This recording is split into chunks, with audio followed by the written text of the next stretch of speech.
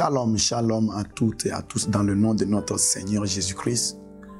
Nous sommes très fiers de partager encore avec vous un message que nous avons reçu de la part du Seigneur. Prions. Saint-Esprit, touche notre esprit, réveille-nous de ce sommeil éternel dans lequel l'humanité baigne et fais-nous voir la gloire à travers ce message-là au nom de Jésus-Christ. Amen. J'ai reçu fraîchement une vision de la part du Seigneur et cela me pousse maintenant à partager une nouvelle, un message de la part du Seigneur avec vous. Dans la vision, j'ai vu une large natte sur laquelle se trouvaient des animaux, des quadrupèdes, toutes sortes d'animaux, des animaux qui volent, ceux qui rampent sur cette natte. Et à un moment donné, c'est comme si la journée tendait à sa fin où j'ai vu cette natte était pliée. Ça se roulait, ça se roulait. Au fur et à mesure que l'ancienne natte se roulait, il y avait une nouvelle natte qui se déroulait et qui prenait presque la place de l'ancienne natte qui roulait. Alors sur la nouvelle natte, j'ai vu que deux types d'animaux, les aigles et les lions. Alors je cherchais à comprendre cette vision et le Seigneur m'a dit: je suis sur le point de relâcher un nouveau appel, un nouveau mandat, un nouveau manteau. L'ancienne natte avec les différents types d'animaux, c'est l'ancien appel. Je vais introduire dans ces derniers temps un nouveau type d'appel. Alors j'ai eu cela sur mon cœur de partager avec vous.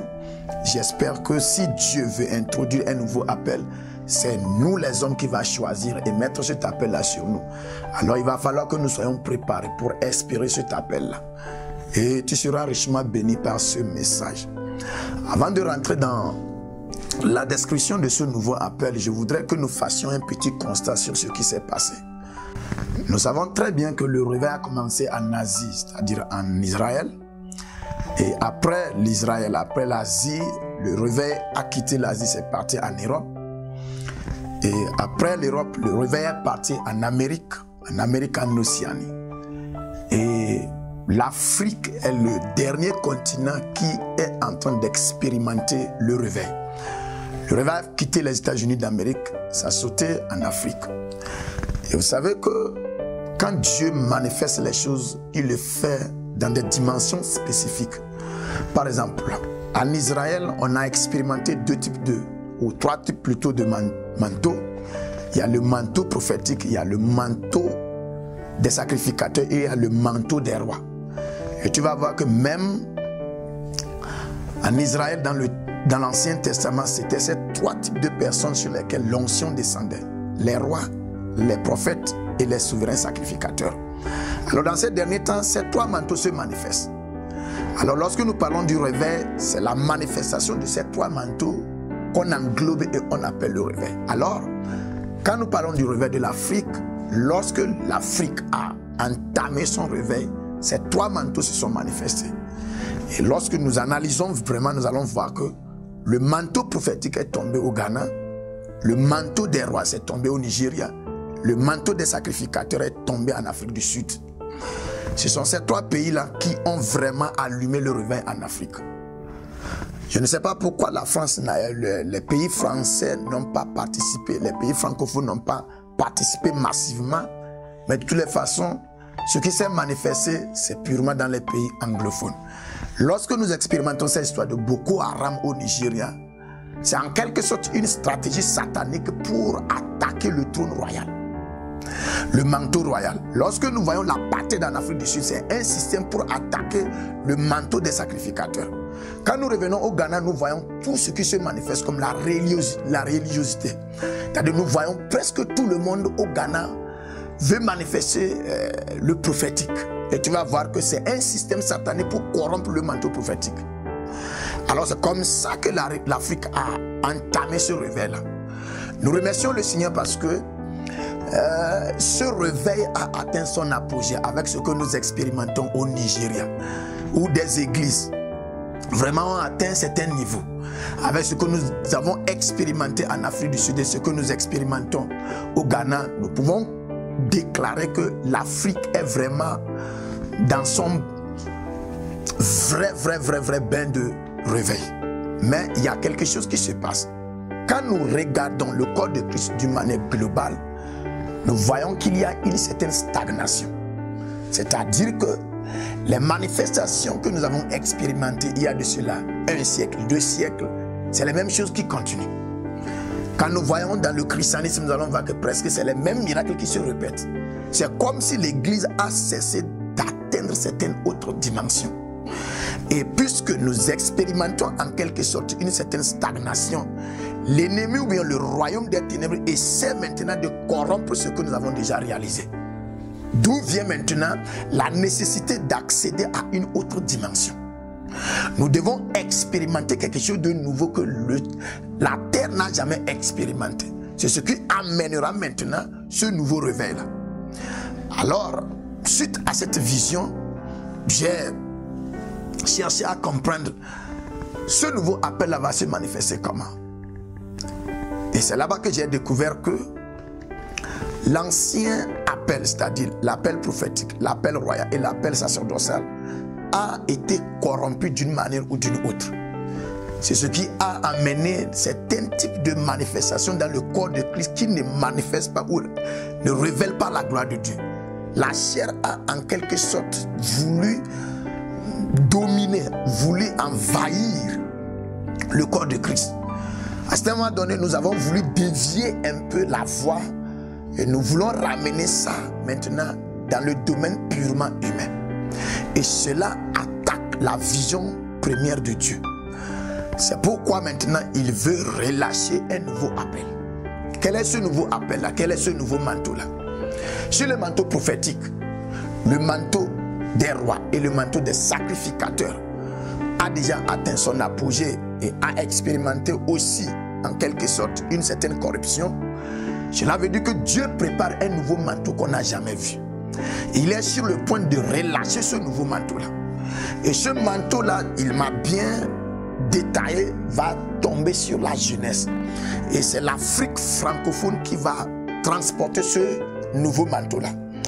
Le Togo va participer dans ce réveil-là, va jouer un rôle très important à cause de ce que ce pays-là a une fois expérimenté. Je voudrais tout simplement que nous regardions un peu dans le passé. Lors de la colonisation, lorsque les Allemands sont venus au Togo, après 18 ans seulement de leur présence sur le sol togolais, le Togo a été la première colonie modèle. Ça veut dire que le Togo a certains germes en lui que si nous rencontrons vraiment un bon leadership, ce pays-là va commencer par manifester certaines choses surnaturelles. Si les Allemands n'ont fait que 18 ans sur ce sol-là et que nous avons atteint une certaine dimension d'indépendance, le Togo était déclaré colonie d'indépendance, colonie modèle.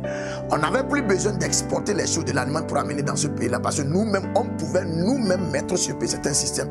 Ça veut dire que prophétiquement, ce pays-là a un rôle typique à jouer. J'appelle le Togo l'Israël de l'Afrique.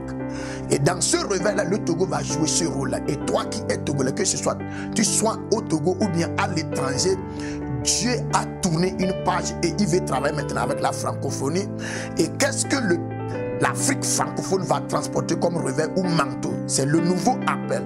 Ça sera le manteau des amis de Dieu. Ça paraît être simple, mais c'est ce qui va se manifester sur la terre ici. Et Satan va vraiment sombrer dans les derniers cas. Le manteau des amis de Dieu va être relâché. Dieu ne veut pas seulement utiliser les prophètes, les rois et les sacrificateurs. Mais dans ces derniers temps, Dieu veut étendre sa main maintenant, toucher l'homme, l'arracher de l'humanité à la divinité. Dieu veut ramener l'homme à la position de Dieu. C'est en ce moment qu'il va commencer maintenant par manifester certaines choses. Quand nous regardons dans la Bible, nous voyons dans Psaume, là-bas il est écrit: Dieu se tient dans la congrégation des dieux. Dieu a appelé une réunion des dieux. Et Dieu maintenant interpelle l'attention de ces dieux. Ils ont laissé de jouer leur rôle de Dieu. Ils ont commencé par faire autre chose. C'est pourquoi Dieu maintenant les suscite à se réveiller. Ça veut dire dans ces derniers temps, si nous remarquons ce qui se passe dans ce monde-là, ce que les dieux sur terre qui sont censés manifester leur divinité ont en quelque sorte échoué leur mission. Dieu maintenant veut nous amener à reprendre notre manteau de Dieu. C'est lorsque l'homme comprend que Dieu l'a créé comme Dieu sur la terre. C'est lorsque l'homme va accepter qu'il est créé comme Dieu sur la terre ici, qu'il va chercher maintenant à rentrer dans cette classe de la divinité. C'est en ce moment-là que Dieu nous verra comme des amis, et non des serviteurs, et non des créatures, et non des hommes de Dieu, mais des dieux sur la terre. Comprenez, souvent dans le corps de Christ, nous comprenons et nous appelons ça un blasphème. Accepter qu'on est Dieu, cela nous donne l'impression comme si on est en train de blasphémer. Mais je voudrais que tu comprennes profondément que si nous n'acceptons pas que nous sommes des dieux, c'est que nous sommes en train de corrompre ou bien d'attaquer la nature de Dieu. Parce que Dieu ne peut pas mettre au monde autre chose que Dieu. Dieu ne peut pas engendrer quelque chose autre chose que Dieu. Dieu engendre des dieux. Et c'est sa volonté, c'est son désir ardent qu'il soit Dieu dans le royaume des cieux et que nous les hommes, nous soyons Dieu sur la terre, c'est dans le royaume du physique. Et dans ces derniers temps, cet appel-là va toucher certaines personnes spécifiques qui vont amener le corps de Christ au-delà des miracles, au-delà de simplement l'onction de guérison, au-delà des miracles d'argent. Ces personnes-là vont transporter le corps de Christ, amener à une dimension où nous allons révéler la gloire de Dieu. C'est la gloire de Dieu qui va terroriser le royaume des ténèbres. C'est la manifestation de la gloire de Dieu qui va éteindre ce royaume des ténèbres. Dans Ésaïe chapitre 60, on dit « Lève-toi, sois éclairé, car ta lumière arrive. » Et on ajoute « La gloire de l'Éternel se lève sur toi. » C'est la gloire de Dieu qui se fera voir sur l'église et va attirer les rois. Les nations ne vont jamais suivre la religiosité. Les nations vont suivre les rayons de la gloire de Dieu. Et si l'église n'accepte pas rentrer dans cette dimension où nous manifestons la divinité sur la terre, nous serons toujours à un niveau où les hommes ou bien le monde ne nous considère pas. Le niveau de la technologie, le niveau de la science, le niveau de la magie, le niveau de la médecine a tendance à donner à l'homme une certaine satisfaction où on n'a plus besoin de Dieu. Or, l'homme est créé pour rentrer en intimité, en relation avec Dieu. Comment nous pourrons faire maintenant pour ramener ces scientifiques, ces médecins-là à la connaissance ou à la compréhension qu'ils ont besoin de Dieu? C'est lorsque nous manifestons quelque chose qui dépasse la médecine, nous manifestons quelque chose qui dépasse la technologie, nous manifestons quelque chose qui dépasse la science. Et nous ne pourrons pas le faire avec notre propre force. C'est lorsque nous allons nous déshabiller du manteau humain, prendre le manteau divin sur nous, que cette gloire sera capable de se manifester. À l'heure là où tu es en train de m'écouter, tu sais déjà que Dieu t'a révélé certaines choses et il est sur le point de tendre sa main, t'arrêter et te préparer pour que tu marches sur cette terre comme un Dieu. Cette terre a été créée par Dieu. Son désir ardent, c'est de voir Dieu sur elle. La terre veut expérimenter son créateur sur elle. Et Dieu ne va pas laisser le ciel descendre sur la terre ici. Dieu va nous mandater, nous les hommes, à prendre sa place sur la terre ici comme des dieux. C'est en ce moment que la terre là sera satisfaite. Dans Romains 8, verset 19, la Bible dit: la création tout entière attend la révélation des fils de Dieu, la manifestation des fils de Dieu. Et tel le Fils est, tel le Père est. La saison est arrivée. Ce manteau-là va descendre sur certaines personnes qui ne vont jamais croire que Dieu a un plan pour elles. Tu es une cible que Dieu est en train de préparer. Dieu va t'utiliser. Ça ne sera pas par ta puissance, ça ne sera pas par ta force, mais ça sera par la divinité de Dieu sur toi. Et tu vas déclencher ce réveil-là qui va préparer la terre tout entière, le corps de Christ au retour de Jésus-Christ. Je sais que Dieu a un plan pour toi. Et à l'heure là, ton cœur est en train de répondre à ce message-là. Que la paix et la présence de Dieu se concentrent sur toi, afin que dans ces derniers temps, tu comprennes de long à large ce qui est le battement du cœur de Dieu, afin que tu puisses prendre part à cet appel-là.